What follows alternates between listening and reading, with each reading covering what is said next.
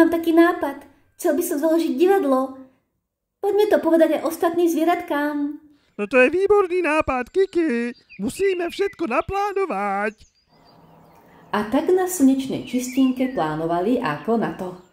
Najskôr potrebovali nájsť miesto, kde bude ich prvé predstavenie. Mačka navrhla lúku pri potoku, ružový vtáčik múdro zapisoval všetky nápady. A všetkým sa to páčilo a tak začali pracovať. Somárik šil kostýmy a vyrábal kulisy. Ružový vtáčik lietal po lese a nosil materiál.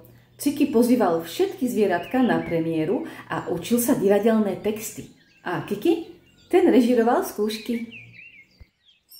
Po týždňoch práce prišiel veľký deň. Na lúke sa zišli zvieratka z celého lesa a hra sa začala. Rozprávali príbeh o priateľstve a spolupráci. Jedného rána bola lúka v lese celá sivá. To bola ale pohroma. Kvety stratili farby, motýle a ani dúha na oblohe už nebola. Všetky farby sa stratili. Každá farba sa ukryla niekde v lese. Musíme ich nájsť. Našiel som modrú. Schovala sa v čistej vode v potoku. Tu je zelená.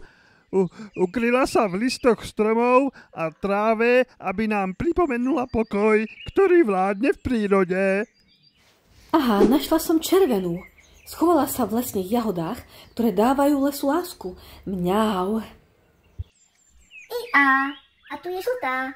Ukryla sa v slnečných lúčoch a v smiechu, ktorý rozveseluje celý svet. Keď zvieratká priniesli farby späť, lúka znovu ožila. Kvety rozkvitli, motýle zažiarili a nad lesom sa ukázala farebná dúha. Jej! Keď divadlo skončilo, všetci kričali hurá, hurá! To bol ale skvelý zážitok. Vidíte? Keď držíme spolu, dokážeme všetko. A tak sa divadlo stalo miestom radosti. Vždy, keď bolo nové predstavenie, zvieratka nachádzali smiech, priateľstvo a nové dobrodružstvá. Vytvorte si aj vy spolu s kamarátmi vlastné divadielko a užite si kopec zábavy.